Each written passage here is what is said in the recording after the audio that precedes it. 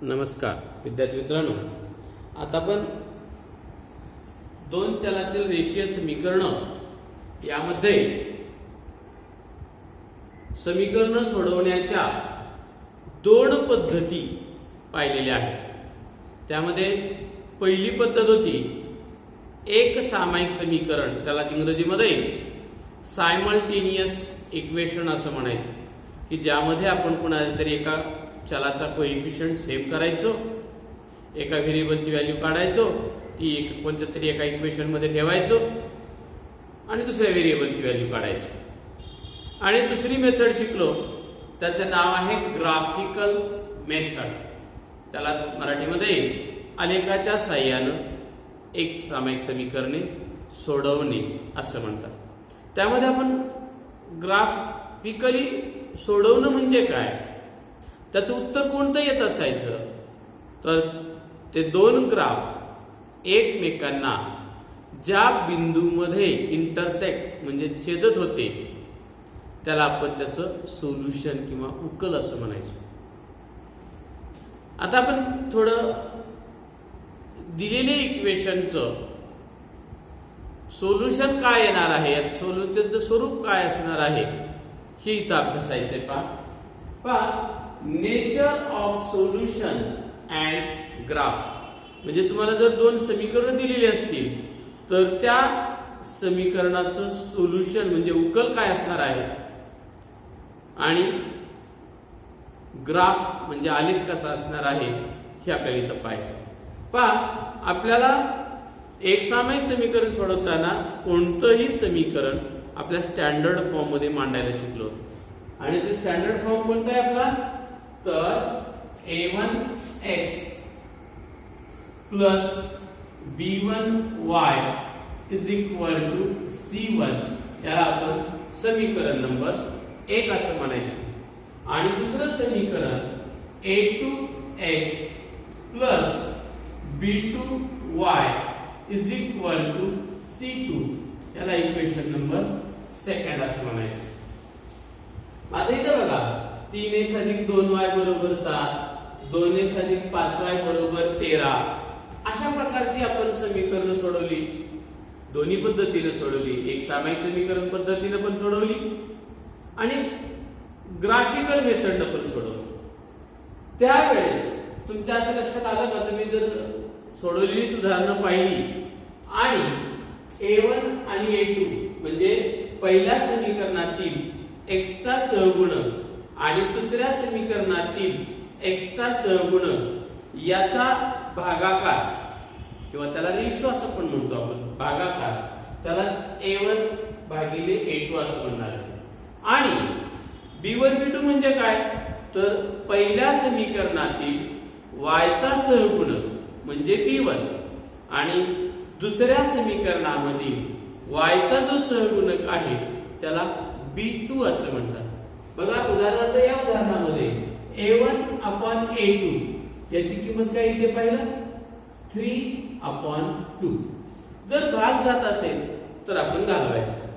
तसंच b1/b2 म्हणजेच y च्या सहगुणकाचा रेशो किंवा गुणोत्तर. मग y चा कोएफिशियंट 2/5. बघा a1 भागिले a2 ची किंमत किती आली आहे, 3/2 आणि b1 भागिले b2 ची किंमत किती आली आहे, 2/5. याचा अर्थ हे दोन्ही गुणोत्तर एकसारखी आहेत का, समान आहेत का, तर नाहीये. म्हणजेच पहिली अट काय सांगते बघा, जर इफ, याचा अर्थ जर a1/a2 is not equal to b1/b2. आताच्या याच उदाहरणामध्ये पाहिलं आपण a1 आणि a2 आणि b1 आणि b2 याचा रेशो हा एकसारखा नाही. जर एकसारखा नसेल तर त्या इक्वेशनला युनिक सोल्युशन असतं, एकमेव उकल असते. का, तर त्यांचे जे ग्राफ काढले आपण, याच्या अगोदर पण आपण ग्राफिकल मेथडने सोडवली उदाहरण, तर त्याचा जर ग्राफ काढला तर तो एका पॉइंट मध्ये इंटरसेक्ट होतो. म्हणून त्या ग्राफचं स्वरूप, नेचर असं असतं, म्हणजे एका पॉइंट मध्ये ते इंटरसेक्ट होणारच. अशा वेळी त्या समीकरणाला युनिक सोल्युशन असतं, म्हणजेच एकमेव उकल असते. आता इथं C1/C2 पण घेऊन बघा बरं काय होईल. C1/C2 म्हणजेच 7/13. म्हणजे ही तिन्ही गुणोत्तर भिन्न आहेत, वेगवेगळे आहेत. म्हणून या ठिकाणी या इक्वेशनला किंवा या समीकरणाला एकमेव उकल आहे. आतापर्यंत आपण जी उदाहरणं सोडवली ती सगळी या स्वरूपात होती. A1/A2 is not equal to B1/B2. तुम्ही कोणत्याही उदाहरणाचा रेशो काढून बघा. तुम्ही आपण आतापर्यंत सोडवलेल्या उदाहरणामधील A1 आणि A2 चा रेशो घ्या, पुन्हा B1 आणि B2 चा रेशो घ्या, तर तुम्हाला नक्की लक्षात येईल की ते गुणोत्तर कुठेही सारखी नव्हती. आता दुसरा प्रकार, जर if A1/A2 is equal to B1/B2 म्हणजे x च्या सहगुणकाचा रेशो आणि y च्या सहगुणकाचा रेशो समान आहे, म्हणजेच A1/A2 is equal to B1/B2 but not equal to C1/C2. बघा आता हे दुसरं उदाहरण. इथं A1/A2 याची किंमत किती ते पाहिजे तुम्ही. याचा सहगुणक काही नसतो म्हणजे तो एक आहे, म्हणजे A1/A2 ची किंमत आली 1/2 आणि B1/B2 किती 2/4 भाग घालवला तर त्याचं संक्षिप्त रूप 1/2. याचा अर्थ A1/A2 is equal to B1/B2 आणि C1/C2 5/7. बघा या दुसऱ्या अटीप्रमाणे झाले का बघा.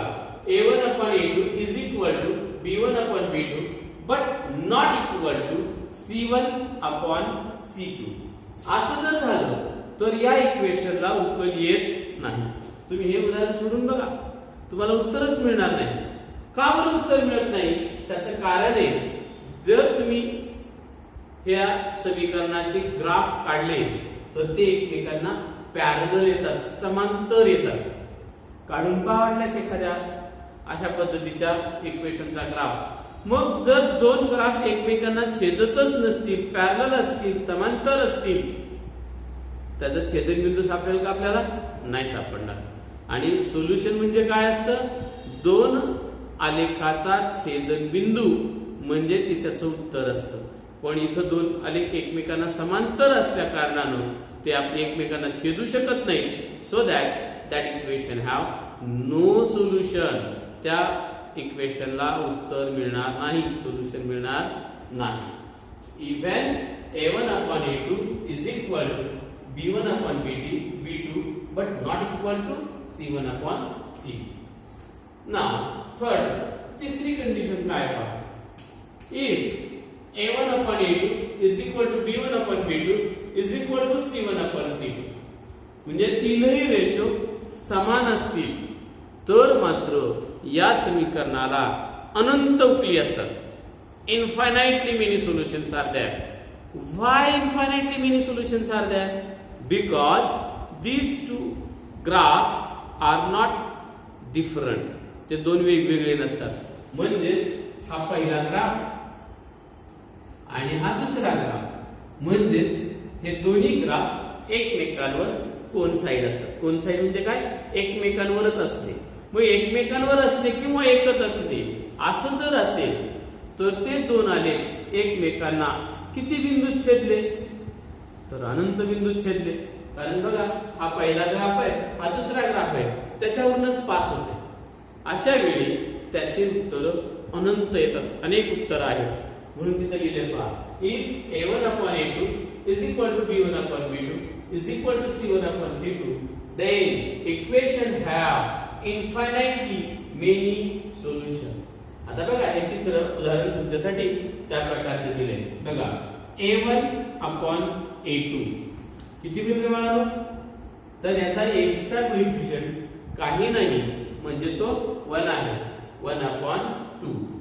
B1/B2 b2 काय 3/6 भाग घालवा 3 भाग जातोय संक्षिप्त रूप द्यायला लक्षात ठेवायचं सिम्पलेस्ट फॉर्म करायचा त्या ठिकाणी तुमच्या लक्षात आलं असेल की a1/a2 is equal to b1/b2 कारण a1/a2 चा जो रेशो आहे तोच b1/b2 चा रेशो आहे आता c1/c2 पण कडे 5/10 पुन्हा याला म्हणजे सिम्पलेस्ट फॉर्म करून घ्या संक्षिप्त रूप द्या तो आला 1/2 हे जी उदाहरण सोडून पहा तुम्ही याला अनंत उकली येतात उत्तर खूप येतात एकसारखी उत्तर येत नाहीत एकच उत्तर मिळत नाही तर भरपूर उत्तरे मिळतात म्हणून हे कधी if a1/a2 is equal to b1/b2 is equal to c1/c2 then equation have infinitely many solutions